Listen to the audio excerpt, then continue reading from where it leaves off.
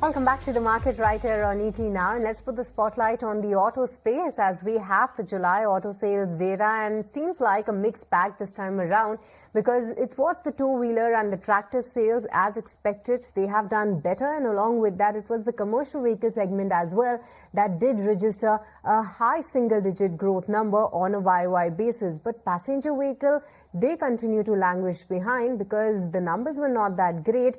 But the key question is that as we step ahead into the festive season, how is the passenger vehicle space specifically expected to rebound, and are we in to see the up move continuing in the two-wheeler space as well? So let's try and find an answer to that, and we have been joined by Ashwin Patil, Head of Fundamental Research at LKP, joining us on the show.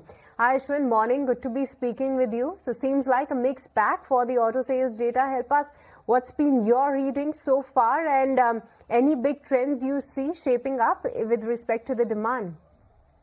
Yeah, thank you so much for bringing me on this panel once again. The numbers were they showed quite a divergent trend in the overall auto sector. We have seen in the domestic industry, the urban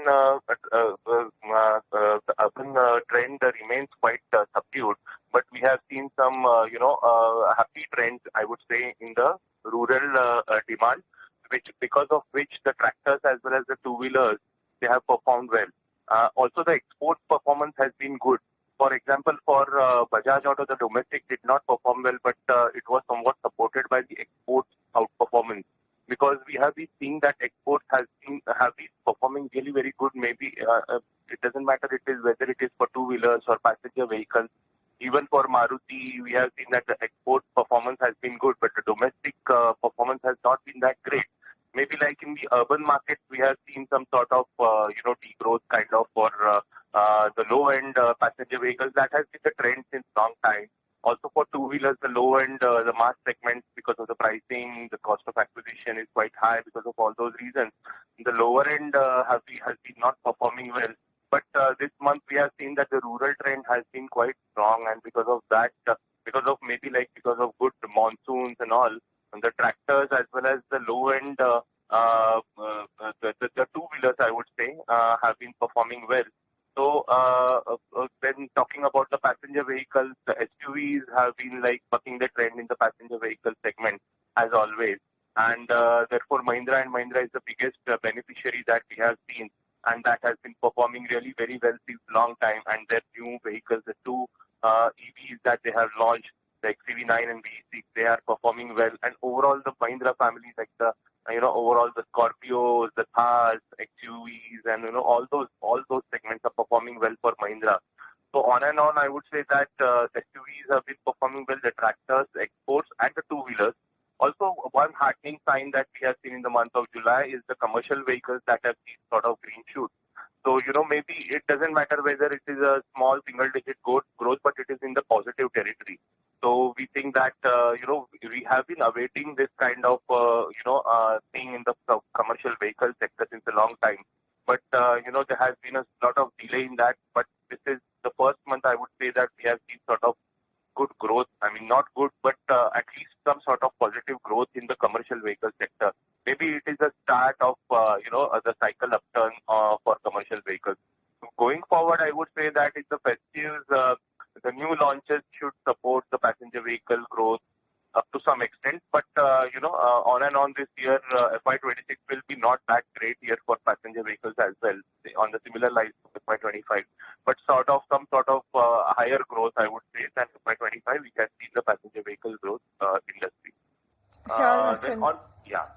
Hi, morning. This is Snehi also joining in. So just to take the point ahead that you were making on commercial vehicles, this time you have names like Ashok Leyland, Tata Motors CV that have done well, and largely two-wheelers have been in line with what the street was estimating. What would your pecking order be in terms of the stocks that you're liking, the companies that you're liking from both these spaces, CVs and two-wheelers? Within CVs, we like Ashok Leyland. Tata Motors, there has been sort of, there are multiple levels in the stock, like, geographically also there is some sort of weakness in Europe, then in China also, so JLR is the main driving force for Tata Motors, and it is like, last quarter they had reduced the profit guidance and also, I am not really very positive on Tata Motors. And on the other hand, Ashok Leyland is like looking much better on the domestic growth, and their top line is not only based on on the trucks, but buses, then exports, defense, LCVs, all are like doing good for them. So in the CVs, I would like Ashok Leyland, and in the passenger vehicles, I like Mahindra and Mahindra better than the other companies.